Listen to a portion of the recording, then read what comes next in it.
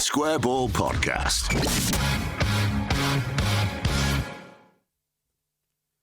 Well, hello there. Welcome to the show. Brought to you in association with West Yorkshire Electrical, this show. Rob, sitting in for Michael as he's on his way back from Wales. Do you want to have a run at the old thing? I'm not have a run at it. You'll do it better than Michael, probably. Well, in true Michael form, I've got the website up in front of me. So, according to this, if it's got wires, they work with it. Fully accredited electrician. Now with a team of roofers in the business as well. Phil, that's exciting, isn't it? Yeah, what a pro. Tell you what. Yeah. Seamless. Solar panels, specialists in all the renewables. So if you get your solar panels and your battery storage as well, they'll do it properly, the roof, which is great. wyelectrical.co.uk for details, and obviously tell them that we sent you. Right, Phil, the view from the press box, and we are back in action after the international break. First of all, did you enjoy the break?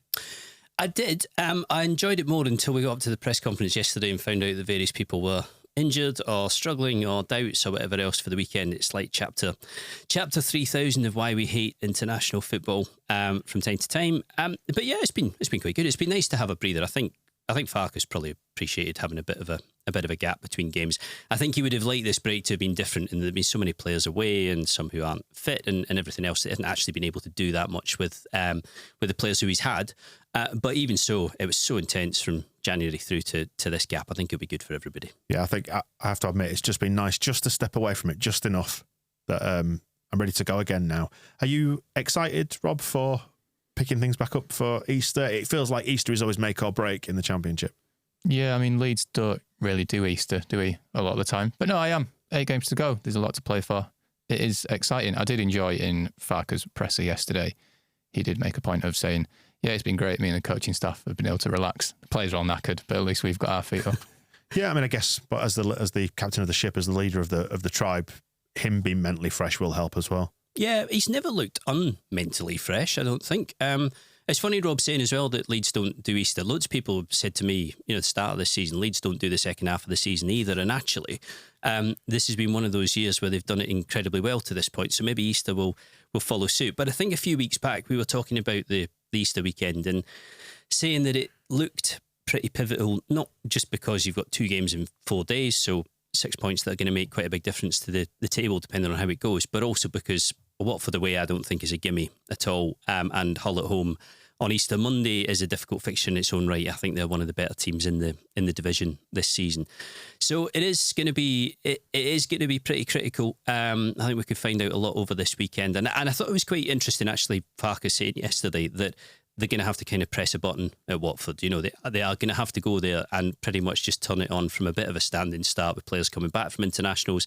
Not much in the way of training sessions for them either. But that is one thing they've been really good at, is just getting it done time and time again. I mean, that was pretty much the story of the run through those games at Swansea and Plymouth, was just the ability to turn up and make it happen. And to put points on the board when they had to. So he'll be after that again. And a team that's been in as good a form as Leeds have been in, you are hopeful, I suppose, and optimistic that they will find that easier than a team that's had patchy form, let's say. Well, he said, I asked him yesterday about, how much at this point is it just about nerve and stamina, and how much does it come down to tactics, given that you've worked with them from the start of July onwards now, and okay, at the start of the season when you had players leaving, players coming in, tactically there was probably a lot to do and a lot to sort out and a lot to drill down into so that they really understood what was going on. But by this stage, they know him, they know his tactics, his plan inside out. There's not a lot to discuss there.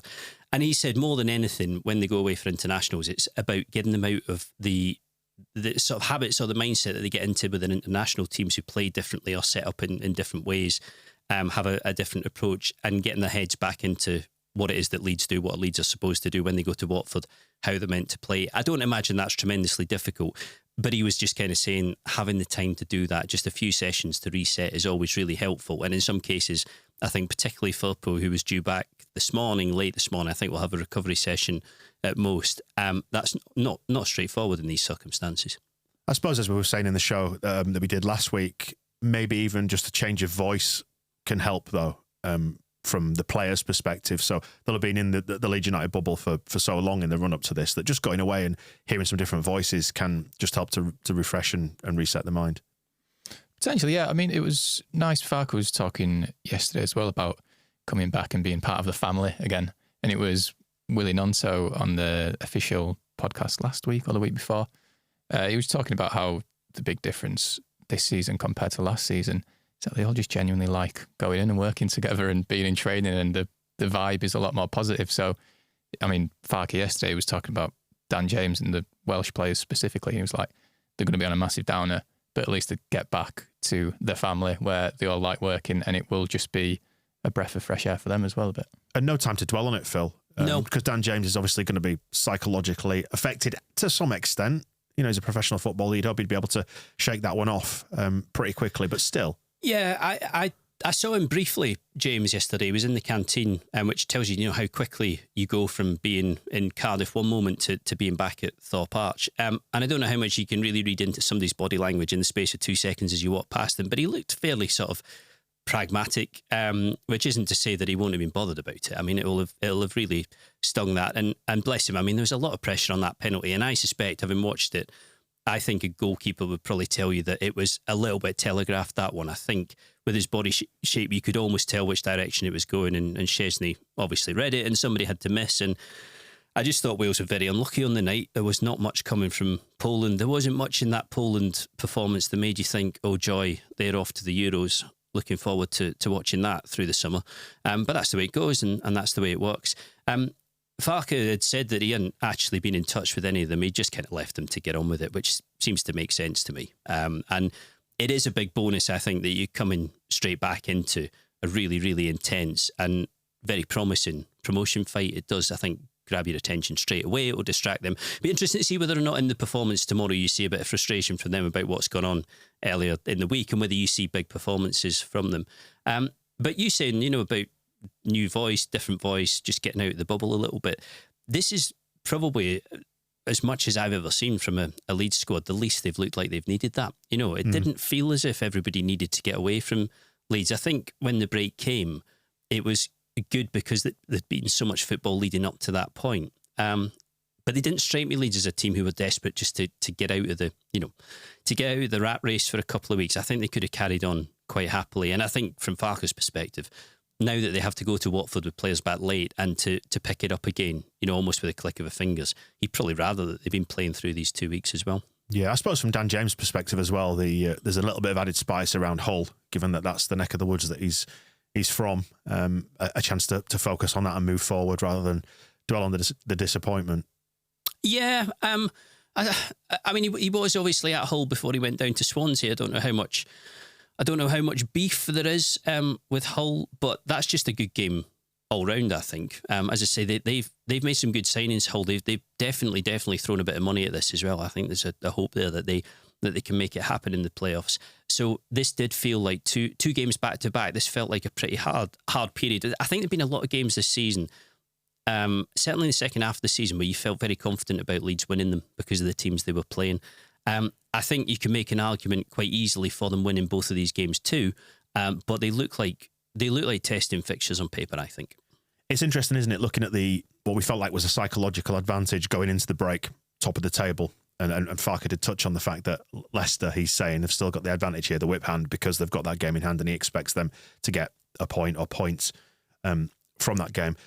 We had the psychological advantage coming into the break, but now we're heading out of it and we've not seen Leeds play for a bit. That little creeping doubt starts to just come in, doesn't it? Thinking, well, and it's what you've said before, Phil, about reverting to type. Are we going to see Leeds United do the usual Easter collapse? There's memories of Wigan in there in fairly recent memory. And you think, do we just need to get out there and once again prove our bona fides this season, that it's not some sort of 38 game error up to this point?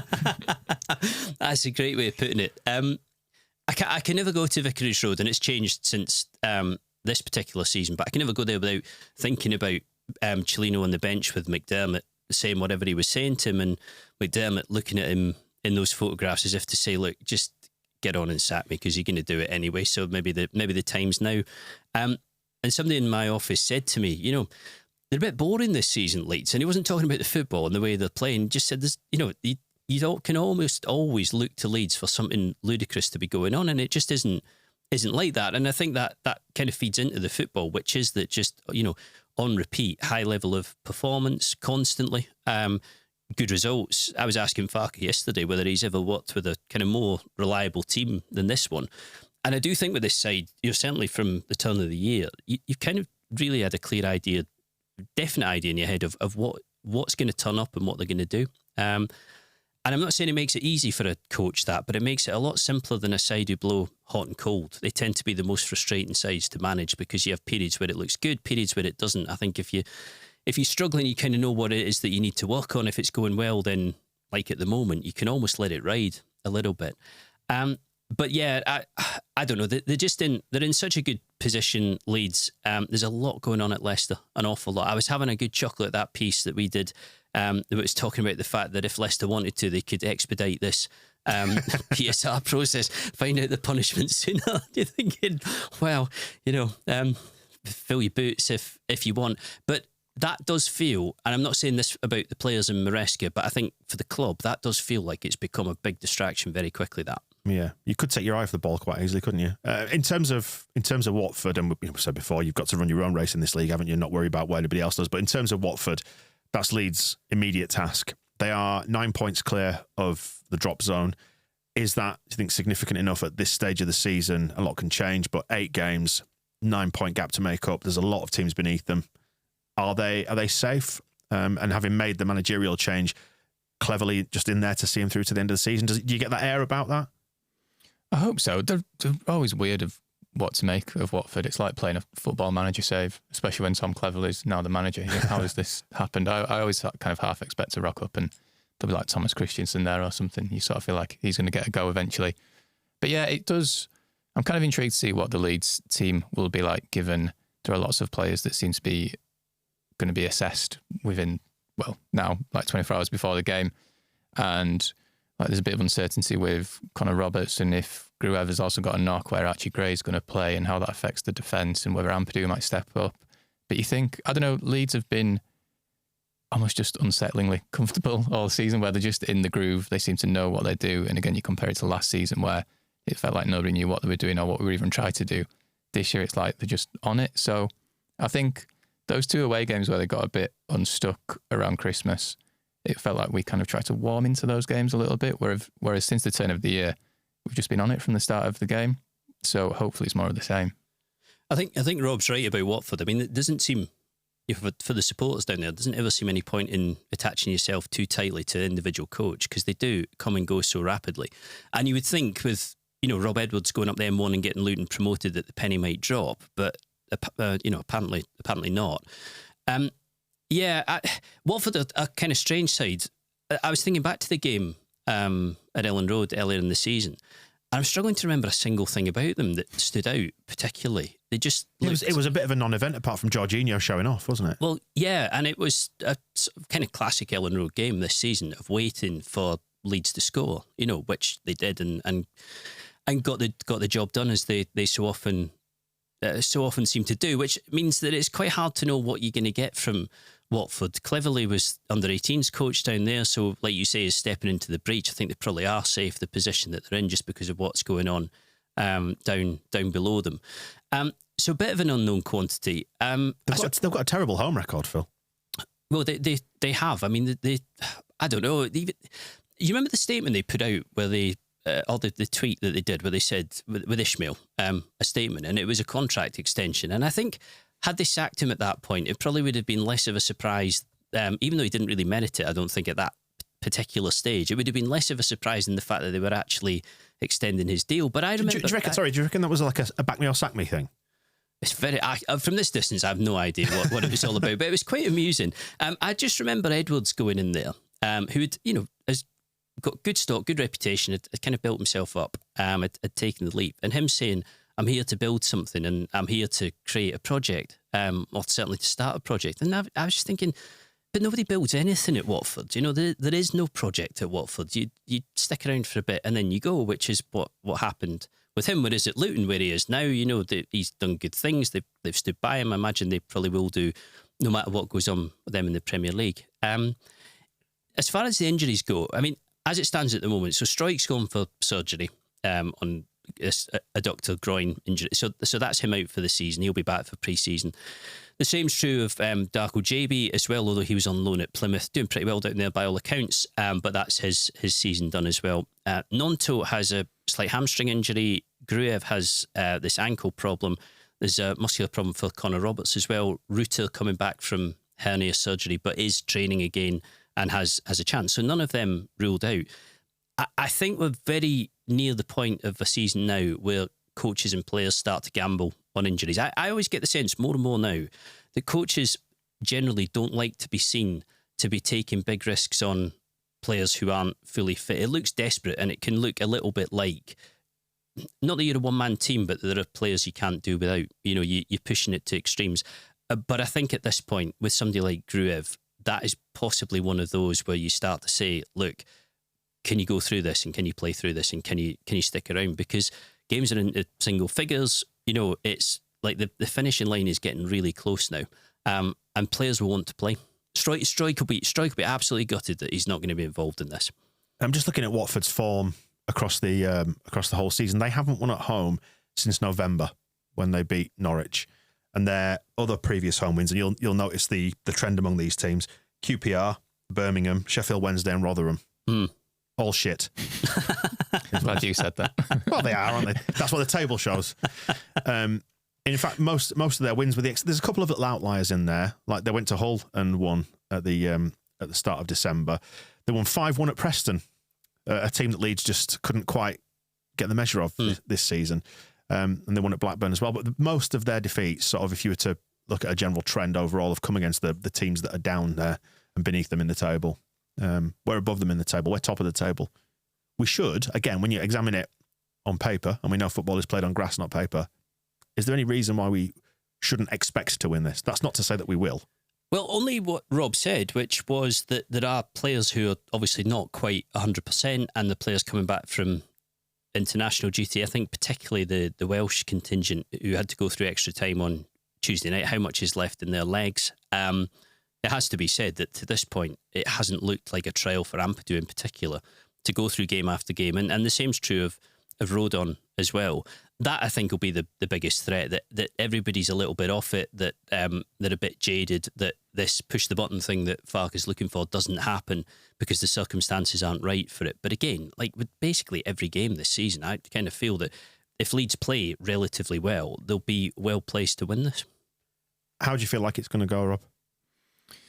I am confident. I can't imagine it's going to be free-flowing. I think it will be kind of a tricky away game, typical thing, like we've seen at, hopefully, like we saw at Sheffield Wednesday, like we've seen at Bristol City, where we're not quite playing as brilliant football as we know we can do. But I think the players and the performances all season, they just give you that confidence that they know what they're doing. They know how to get a result.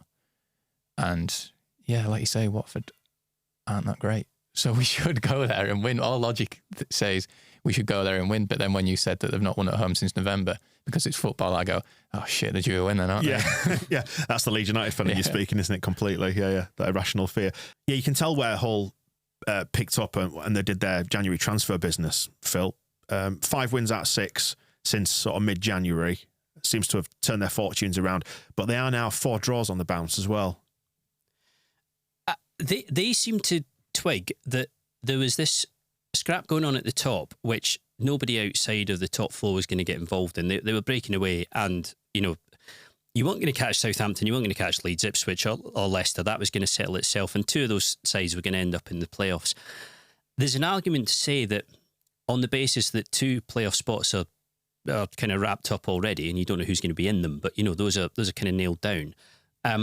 That this isn't the season to throw money at it. And actually, when we were writing in January, there were a few senior people at various championship clubs who were saying this isn't really the moment to throw cash at promotion because the odds on it are pretty slim, partly because the top 4 have kind of gone, but also because it's pretty close around about 5th and 6th. So it's not even like you can sit and say, well, okay, you've got the top 4, but we're the 5th best team in the league, so we'll tie that down, we'll be fine.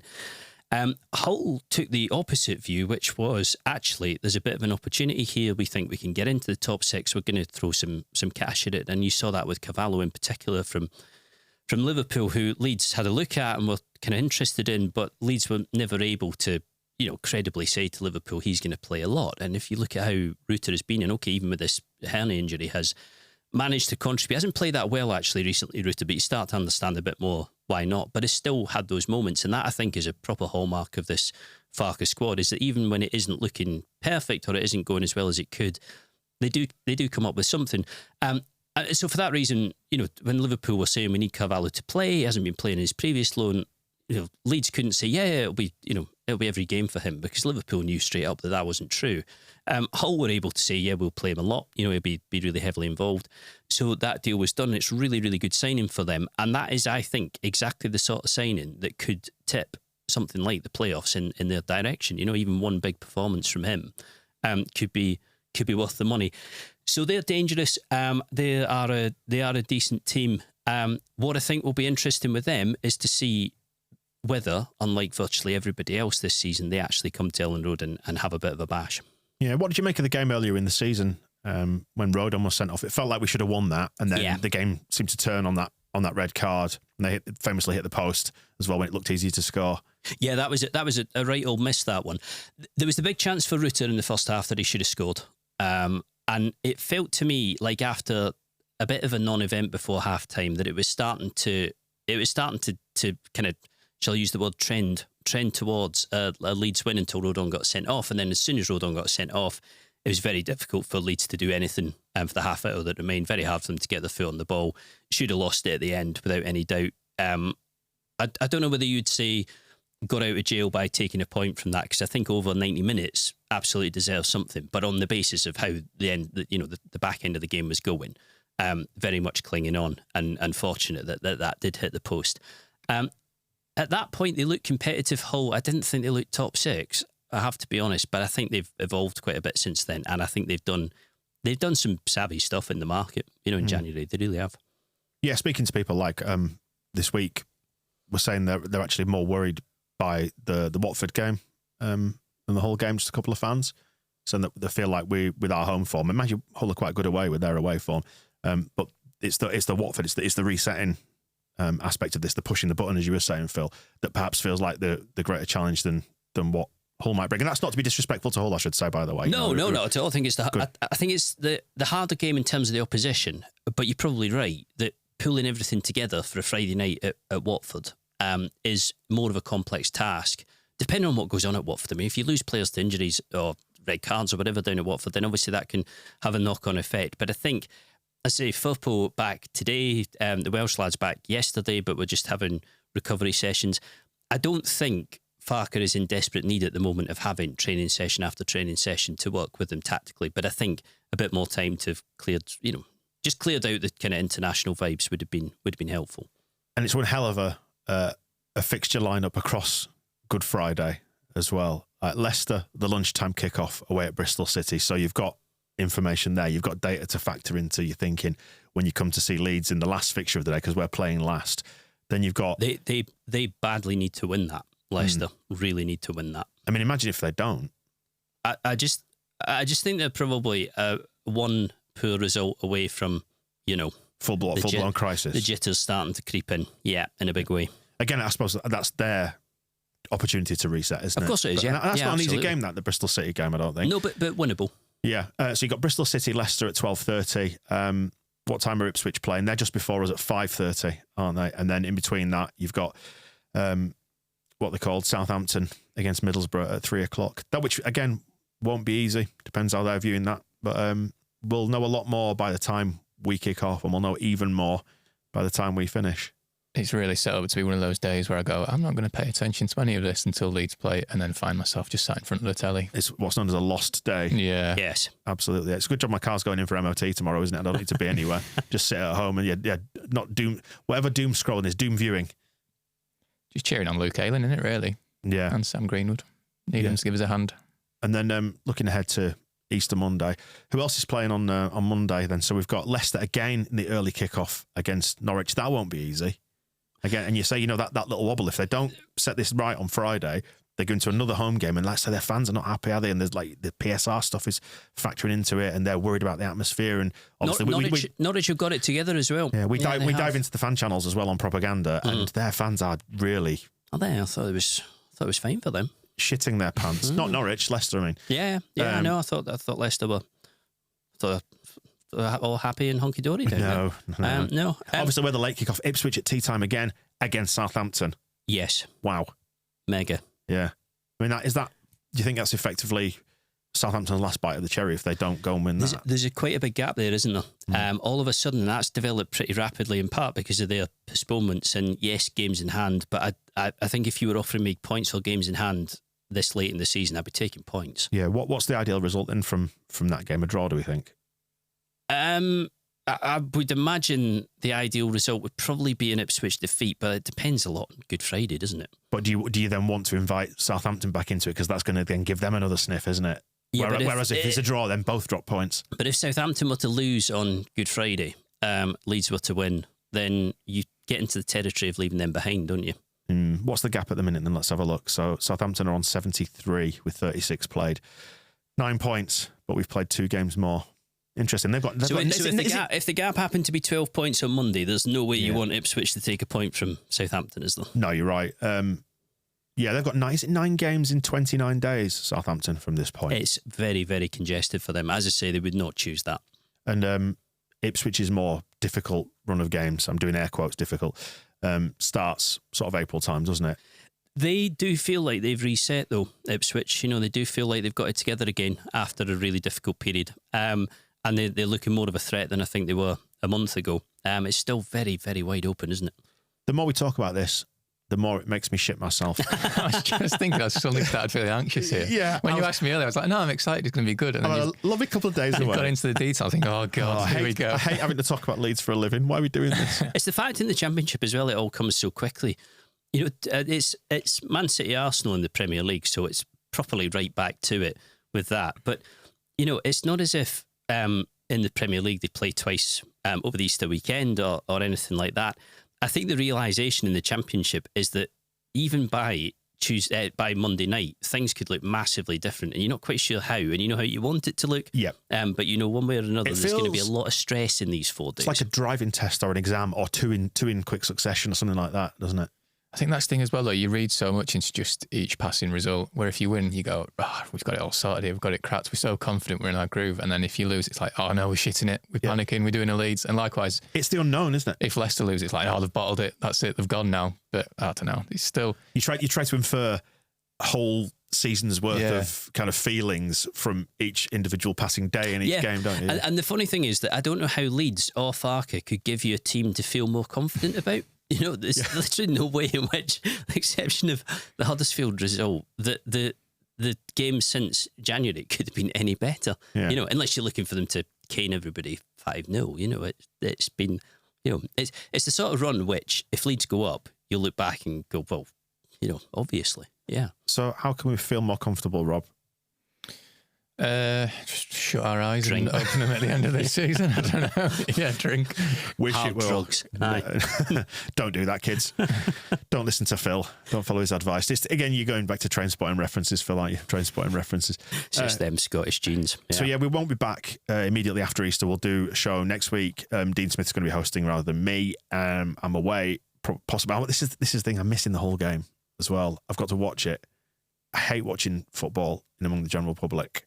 Not Leeds fans. I can watch Leeds games surrounded by Leeds fans, but we're away, and I'm going to have to watch it with people who don't care or have an opinion on it or might say things that I don't agree with. I feel like it's like a comfort blanket being in here or in Ellen Road. Anywhere else, I'm not comfortable with it. Is that better or worse than trying to watch Hearts and the big Hearts games in pubs where people don't even know who the clubs are and are looking at you going, "Oh, what's and you're this?" Going, come on! Oh, what sport is this? Yeah, it's been a while since I've kind of watched the Leeds game out of the usual context of either in here or in Ellen Road.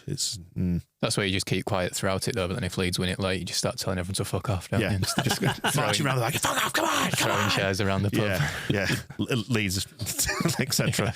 Yeah, that'll be interesting. And then obviously, Good Friday tomorrow night. We've got match ball after that.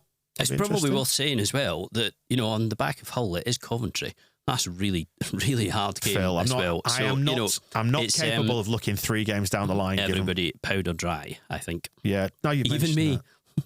Yeah, God, that's a really tough run of fixtures, isn't it? The whole thing. So, we'll be back between Hull and Coventry to preview that Coventry game. And like you say, you'll know a lot more about what's going on by the time that one comes around. 8 wins out of 8. cruise to the title. Excellent. Yeah, 7 points clear by Monday night, you think? I'm glad we settled on that, gentlemen. So thank you very much, and we'll be back next week. Just keep everything crossed time, isn't it? Keep everything crossed. Enjoy the weekend. We'll see you soon. The Square Ball Podcast.